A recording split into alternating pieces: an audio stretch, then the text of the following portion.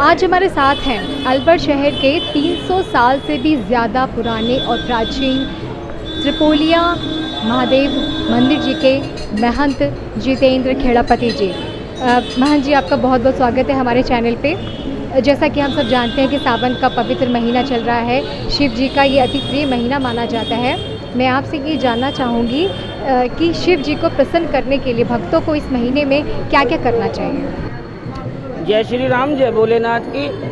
प्रथम बात तो ये है कि सावन का महीना है वो भगवान शिव की आराधना के लिए विशेष क्यों बताया गया है, क्योंकि बहुत से जो भक्त हैं उनको पहले ये जानकारी होना आवश्यक है कि 12 महीनों में से सावन का जो ये पवित्र महीना है इसमें भगवान शंकर की विशेष पूजा आराधना के लिए क्या महत्व है।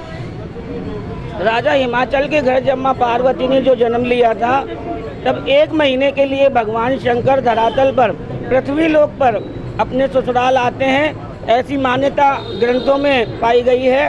उसके अनुरूप क्योंकि पृथ्वी लोकवासी भगवान शंकर की आराधना कर सकें, इसलिए ये पूरा महीना भगवान शंकर की आराधना के लिए विशेष बताया गया है, जिसमें प्रथम दूध से अभिषेक जो भक्त करते हैं। तो ऐसी भी प्राचीन मान्यता है कि ये बरसात ऋतु जो होती है उसमें जो गौएं हैं, जो दूध देने वाले जो जानवर हैं, वो क्योंकि हरा चारा खाते हैं उसमें कई विषैले पौधे भी खा जाते हैं। उसका विष का दुष्प्रभाव किसी व्यक्ति पर ना पड़े, ऐसी मान्यता पहले थी।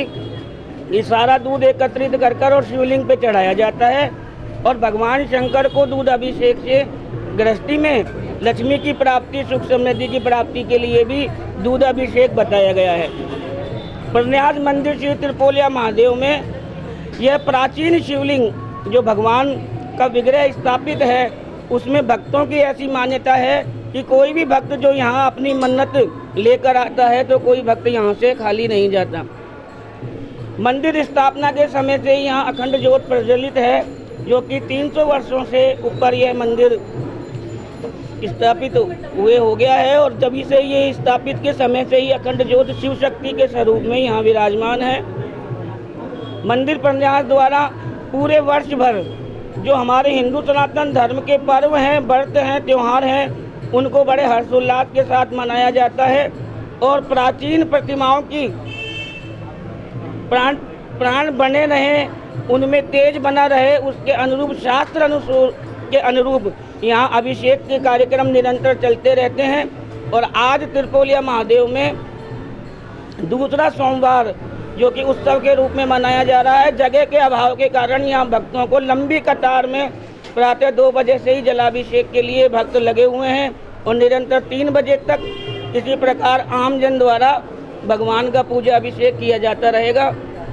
उसके पश्चात साफ सफाई व भगवान की कल्याणमय झांकी सजाई जाती है, जिसके लिए अलवर शहर अपितु आसपास के जो क्षेत्रवासी हैं दर्शन लाभ के लिए यहाँ त्रिपोलिया में पधारते हैं और लंबी लाइन में व्यवस्था के साथ कि कोई आने वाले जो यात्री हैं उनको कोई अव्यवस्था नहीं हो, उसमें मंदिर के सेवादार जिला प्रशासन पूर्ण सहयोग करता आ रहा है और आगे भी इसी प्रकार सहयोग बना रहे।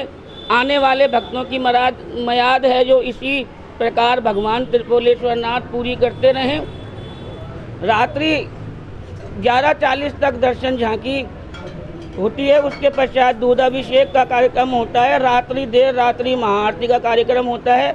यह कार्यक्रम प्रत्येक सोमवार को किया जाता है और जो शास्त्रिक अभिषेक हैं वो प्रातः 4 बजे से और 5 बजे के दौरान आरती के पश्चात किए जाते हैं।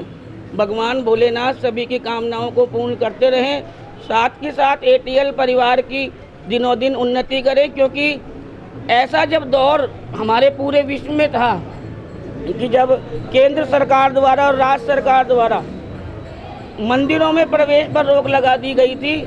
जो त्रिपोलिया महादेव के ऐसे भक्त हैं कि जो बिना आरती के दर्शन के भोजन जल ग्रहण नहीं करते हैं, उन्होंने एटीएल चैनल के माध्यम से भगवान के दर्शन लाभ प्राप्त किए और हिंदू सनातन धर्म की परिपाटी को बनाए रखने में एटीएल चैनल का, एटीएल परिवार का जो सहयोग रहा है, उसके लिए हम बाबा त्रिपोलेश्वर नाथ से यही कामना करते हैं कि आप दिनों दिन उन्नति करें। जय श्री राम, जय भोलेनाथ। पंडित जी, एक चीज़ और आपसे जानना चाहूँगी, श्रावण मास के पहले सोमवार से लगातार कावड़ चढ़ाई जा रही है। कावड़िए जो हैं दूर दूर से पदयात्रा करके भगवान भोलेनाथ का जलाभिषेक कर रहे हैं। मैं आपसे चाहूँगी, आप हमें दर्शकों को कावड़ यात्रा का महत्व क्या है और कावड़ कब से ये शुरू हुई उसके बारे में थोड़ी सी जानकारी। देखिए, कावड़ का की मान्यता है वो शास्त्र अनुसार तो इस प्रकार दी गई है कि रावण ने भगवान शंकर को प्रसन्न करने के लिए अपने 10 शीश भगवान शंकर को अर्पित कर दिए।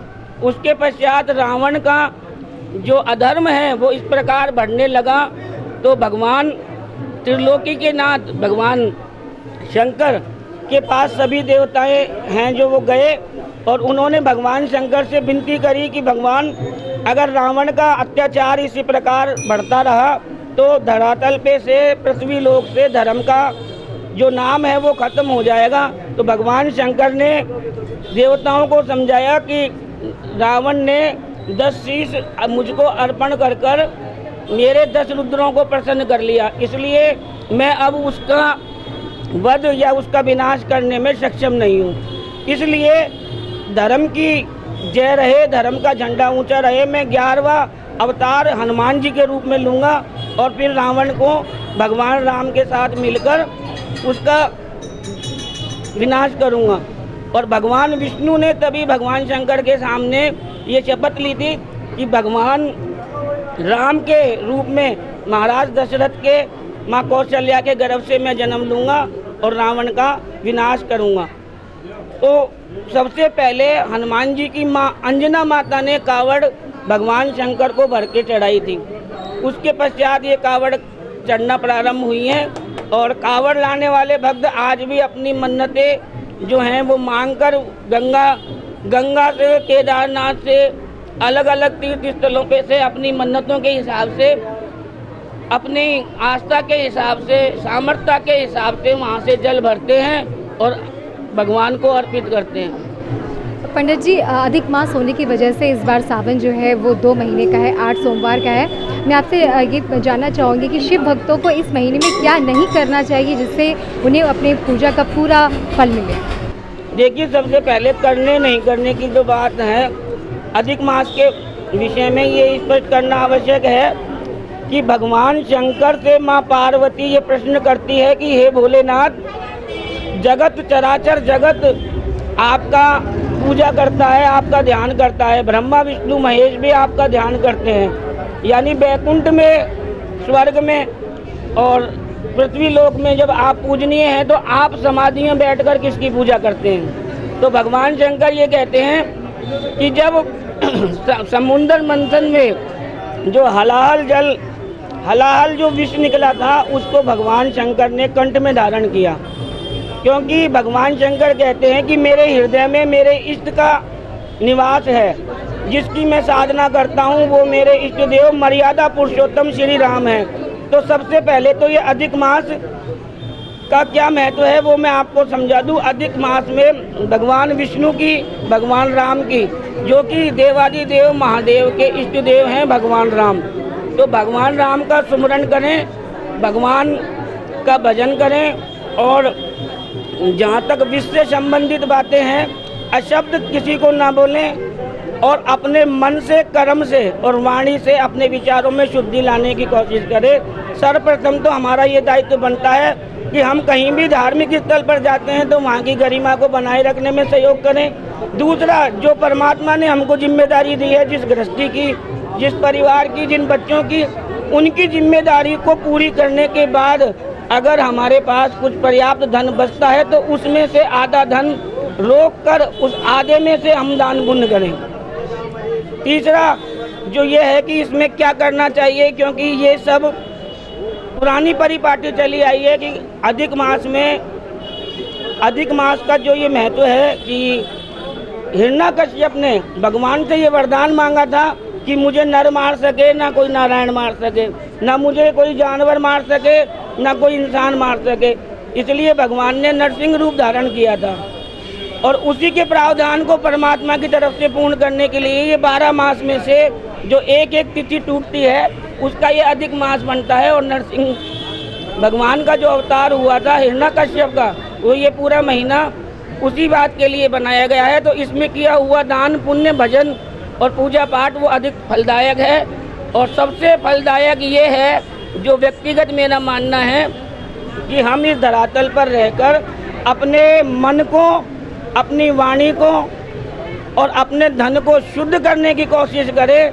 अगरता से झूठ बोलकर, किसी से कपट कर कर अगर किसी चीज़ की प्राप्ति हम करना चाहेंगे तो वो संभव नहीं है। जय श्री राम, जय भोलेनाथ। तो महाराज जी बहुत बहुत शुक्रिया आपका हमारा ATL चैनल से बात करने के लिए। तो ये थे हमारे साथ महेंद्र जितेंद्र खेड़ापति जी, जिन्होंने बताया कि अगर शिव की सच्ची भक्ति अगर आप करते हैं तो आपकी हर मनोकामना पूरी होगी। साथ ही उन्होंने ये भी बताया कि अधिक मास होने की वजह से सावन 2 महीने का है, इसमें हमें क्या करना चाहिए और क्या नहीं करना चाहिए। मेरे सहयोगी नंदा के साथ मैं साची गुप्ता, ATL न्यूज़।